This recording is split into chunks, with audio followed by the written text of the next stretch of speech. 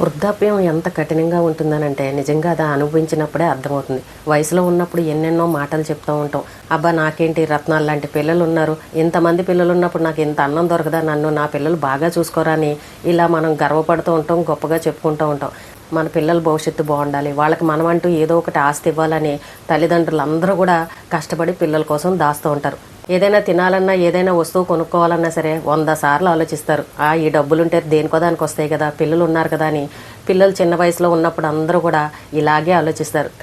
కానీ ఆ పిల్లలు పెరిగి పెద్దయి పెళ్ళిళ్ళు అయిన తర్వాత, మనకు వృద్ధాప్యం వచ్చిన తర్వాత ఆ పిల్లలు చేసే పనులు చూస్తే చిచి వీళ్ళ పిల్లలైనా రాక్షసులా అని తిట్టుకునే పరిస్థితి. ఇలాంటి పిల్లల నేను కన్నానని తల్లిదండ్రులు బాధపడే పరిస్థితి. అయితే ఒక పెద్ద ఆయన చెప్తున్నారు, ఆయనకి 2 కొడుకులు ఉన్నారు. ఒక కొడుకు మాత్రం ఇంటర్ డిగ్రీ అలా పెద్ద చదువులకు వెళ్ళాడు పెద్ద కొడుకు. కానీ చిన్న కొడుకుకు మాత్రం చదువు అనేది అవ్వలేదు. ఇంటర్ ఫెయిల్ అయ్యాడు, నాకు చదువు మీద ఇంట్రెస్ట్ లేదని చెప్పేసి ఏదో షాప్లో పని చేసుకుంటూ అలా జీవితాన్ని గడుపుతూ ఉన్నారు. పెద్ద కొడుకు బాగా చదువుకున్నాడు, ఉద్యోగం చేసుకునే స్థాయికి వచ్చాడు. అయితే అప్పుడు తల్లిదండ్రులు చూపు ఎవరి మీద ఉంటుందండి?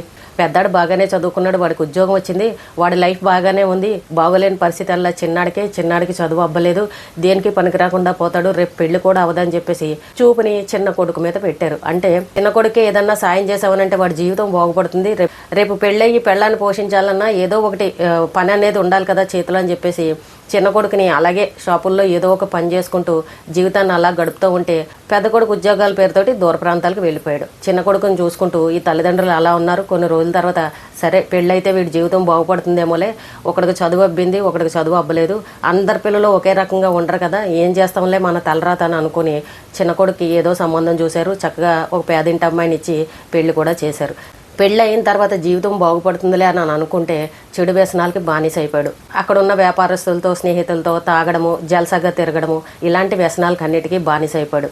చేసుకున్న భార్య కూడా ఇంట్లో గొడవలు పెట్టుకుని ఆ అమ్మాయి కూడా పుట్టింటికి వెళ్ళిపోయింది. అప్పుడు ఆ కొడుకుని ఎవరు చూడాలండి? తల్లిదండ్రులే కదా, చూస్తూ వదిలేయలేరు కదా. వాడు తలరాత బాగోలేదు, మన కర్మ ఇంకా అనుభవించాలి తప్పదని అనుకుని ఆ కొడుకుని అలాగే తాగుబోతుకు బానిస అయినా సరే ఆ కొడుకుని అలా చూసుకుంటూ ఇంటికి రాగానే తల్లి అన్నం పెట్టడం, రోజు 4 తిట్లు తిట్టడం, ఒరే జీవితం పాడవుతుందిరా, ఎందుకురా ఇలా నాశనం చేసుకున్నామని ఆ అబ్బాయికి మంచి మాటలు చెప్పడం. ఇంకా ఎంత చెప్పినా సరే ఇంకా తాగుడికి బానిస అయిపోయిన వాళ్ళని ఎవరన్నా మార్చగలరా అండి? ఎవరూ మార్చలేరు. అలా చాలా కాలం గడిచింది. వీళ్ళు రూపాయి దాచుకున్న డబ్బంతా పాపం ఆ కొడుకు ఖర్చు పెట్టడం, తల్లిదండ్రులు చూస్తూ ఊరుకోలేక ఇలాగే గడిచిన తర్వాత కొన్ని రోజులకి ఆ అబ్బాయి చనిపోయాడు. అప్పుడు తల్లిదండ్రుల పరిస్థితి ఎలా ఉంటుందండి? మా కళ్ళ ముందే చిన్న వయసులో ఉన్న కొడుకు ఈ రకంగా చనిపోయాడని ఆ తల్లిదండ్రులు ఎంతో బాధపడ్డారు. సరే ఇంకా మన తలరాత భగవంతుడు అలా రాశాడు, పిల్లల్ని కంటాం కానీ వాళ్ళ తలరాతలు మనం కంటామని అలా సర్దుకుపోయారు. పెద్ద కొడుకు పరిస్థితి చూస్తే పెళ్ళయింది, పిల్లలతోటి ఉద్యోగం చేసుకుంటూ ఆ అబ్బాయి బాగానే ఉన్నాడు.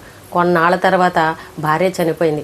అప్పుడు ఆయన పరిస్థితి ఎలా ఉంటుంది చెప్పండి? ఇక్కడ పెద్ద కొడుకు చూస్తే పొరుగుర్లకు వెళ్ళిపోయాడు, చిన్న కొడుకు చూస్తే చనిపోయాడు, కోడలు చూస్తే కొడుకును వదిలేసి పెళ్ళైన కొత్తలోనే వెళ్ళిపోయింది, ఇక్కడ చూస్తే భార్య చనిపోయింది. ఆయనకు అన్నం పెట్టేవాళ్ళు ఎవరు చెప్పండి? సంపాదించిన డబ్బంతా చిన్న కొడుకు పెట్టాడు. తన వ్యసనాలకు బానిస అయిపోతే తను చేసిన అప్పులు తీర్చాడు, ఆరోగ్యం బాగోకపోతే వైద్యం చేయించాడు, ఇక్కడ చూస్తే భార్య చనిపోయింది. చూసారండి కొంతమంది కష్టాలు ఏ రకంగా ఉంటాయో. వయసులో ఉన్నప్పుడు పిల్లలు చిన్నగా ఉన్నప్పుడు జీవితాలు బాగుంటాయి, కానీ కొంత వయసు వచ్చిన తర్వాత చేతిలో రూపాయి లేకుండా కన్న పిల్లలు ఇలా దూరం అయిపోయారు అనుకోండి, అప్పుడు అసలైన నరకాన్ని అప్పుడు అనుభవించాలన్నమాట. సరే ఇంకా అనుభవించే రాతుందో అనుభవిస్తున్నానులే అని అనుకుని సరే ఇంకా వృద్ధాప్యం వచ్చింది కదా, పెద్ద కొడుకు ఏమంటాడో పెద్ద కొడుకు దగ్గరికన్నా వెళ్దామని అనుకుంటే పెద్ద కొడుకు పట్టించుకోని పరిస్థితి. పెద్ద కొడుకు ఏమన్నాడో తెలుసా? నువ్వెప్పుడు వాడినే గారం చేసి పెంచావు, వాడు ఎన్ని తప్పులు చేసినా నువ్వు వెనకేసుకొచ్చావు, వాడికి ఏది బాగోపోయినా నువ్వు డబ్బులు బాగా పెడుతూ ఉన్నావు, అందుకే వాడు అంత వెధవలాగా తయారాడు, వాడు తాగొస్తే వాడిని వెనకేసుకొచ్చావు, వాడికి ఆరోగ్యం బాగోపోతే డబ్బులు ఖర్చు పెట్టావు, అదే వాడు లోకు కట్టాడు, వాడి జీవితం నాశనం అయిపోవడానికి కారణం నువ్వే అని చెప్పేసి పెద్ద కొడుకు తండ్రిని తిట్టాడు. ఇప్పుడు చెప్పండి, ఆ తండ్రి చేసింది తప్పు అనాలా, రైట్ అనాలా? అంటే ఆ కొడుకు చెడిపోవడానికి కారణం ఈ తండ్రేనా?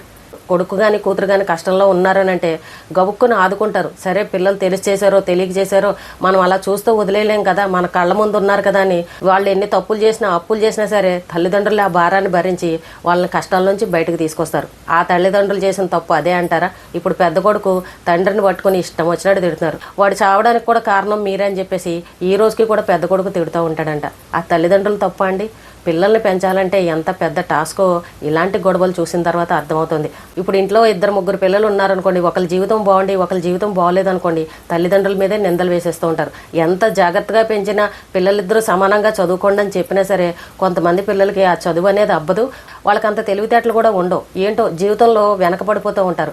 వాళ్ళ మీద కొంచెం శ్రద్ధ చూపి అయ్యో పిల్లాడి జీవితం బాగోలేదు కదా అని కొంచెం డబ్బు కనుక ఆ బాగోలేని పిల్లాడికి ఖర్చు పెట్టామనంటే ఈ బాగున్న వాళ్ళకి కోపం వచ్చేస్తుంది. నువ్వే గారం చేస్తున్నావు, నువ్వే నాశనం చేస్తున్నావు, డబ్బు అంతా తీసుకెళ్లి వాడికి పెట్టావు, ఆస్తి అంతా తీసుకెళ్లి వాడికి ఇచ్చావని బాగున్న పిల్లలు దెబ్బలాడే పరిస్థితి. ఇప్పుడు ఆయన పరిస్థితి ఎలా అయిపోయిందనంటే భార్య లేదు, చిన్న కొడుకు లేదు, కోడలు పుట్టింటికి వెళ్ళిపోయింది. పెద్ద కొడుకు చూస్తే నిందలన్నీ వేస్తున్నాడు, అన్నం పెట్టట్లేదు, పట్టించుకోవట్లేదు. పెద్ద కోడలు కూడా అంటోంది అంతా తీసుకువెళ్ళి చిన్న కొడుకు ఇచ్చుకున్నాడు కదా, చిన్న కొడుకు దగ్గరికి వెళ్ళమని మనకేం సంబంధం, మనకి ఏనాడన్నా ₹1 ఇచ్చాడని పెద్ద కోడలు కూడా తిట్టే పరిస్థితి. ఉన్న ఒక్క కొడుకు కూడా పట్టించుకోకుండా వదిలేసిన పరిస్థితి. కొంతమంది జీవితాలు, కొన్ని కుటుంబ గాథలు ఈ రకంగా ఉన్నాయి. ఎక్కడో జరిగిందని మన ఇంట్లో జరుగుతుంది ఏంట్లే, వాళ్ళు ఏం తప్పులు చేశారని మనం ఇలా సరిపెట్టుకుంటాం. కానీ ఆ సమయం వచ్చేసరికి, ఆ వృద్ధాప్యం వచ్చేసరికి అప్పుడు మన కుటుంబాల్లో కూడా ఏవో ఒకటి మనశ్శాంతి లేని జీవితాలని గడపాల్సిన పరిస్థితి. అలా కుటుంబాల్లో చూస్తున్నాం. డబ్బు ఉన్న వాళ్ళ ఇంట్లోనూ గొడవలు ఉన్నాయి, డబ్బులు లేని వాళ్ళ ఇంట్లోనూ గొడవలు ఉన్నాయి. ఈ ఆస్తులన్నీ పిల్లలకు రాసేసి ఏమీ లేని అనాథుల్లాగా బతికే తల్లిదండ్రులు కూడా ఎంతో మంది కనబడుతున్నారు. ఇలాంటి స్టోరీలు విన్నప్పుడు మన జాగ్రత్తలో మనం ఉండాలి. ఎలా అంటే పిల్లలను పెంచుతాం, చక్కగా చదివిస్తాం, వాళ్ళని ఒక ఉద్యోగాల్లో స్థిరపడే వరకు కూడా మనమే చూసుకుంటాం. వాళ్ళ సంపాదనలో పడిన తర్వాత వాళ్ళ కష్టం అంటే ఏంటో వాళ్ళకి తెలియజేయాలి. ఈ రోజున ఏదైనా కష్టం రాగానే గబగబా తల్లిదండ్రులు వెళ్ళిపోయి వాళ్ళని ఆదుకోవడం ఏదో ఒకటి చేసేస్తున్నారు. ఎప్పుడు కూడా అలా ఉండకూడదండి.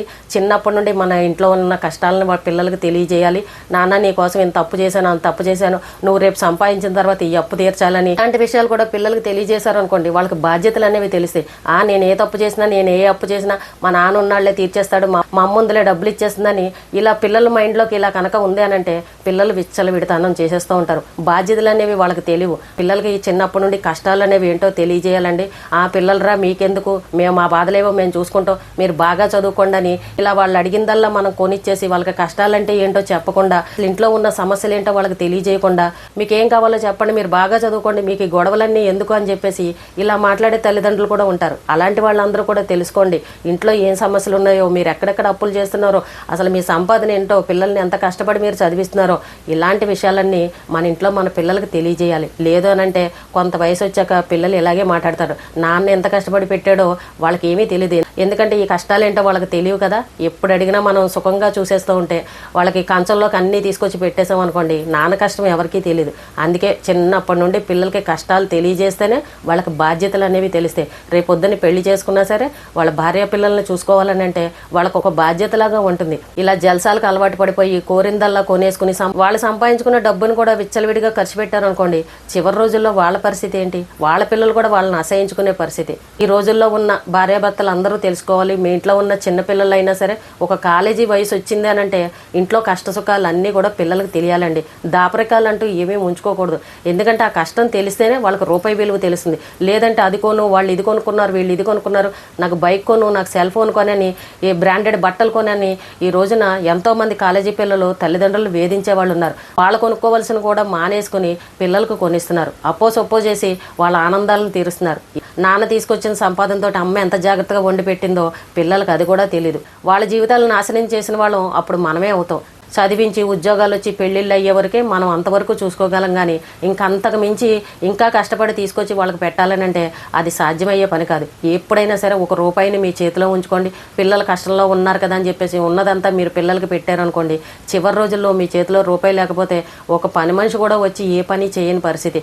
ఏదైనా కొనుక్కొని తిందామన్నా చేతిలో రూపాయి లేని పరిస్థితి. పిల్లలు ఎక్కడో దూరాన్ని ఉన్నారు, చూడలేకపోతున్నారు కదా, ఏదో ఒకటి సర్దుకొని తిందామని అనుకున్నా డబ్బు లేదనుకోండి, అప్పుడు పరిస్థితి ఏంటి?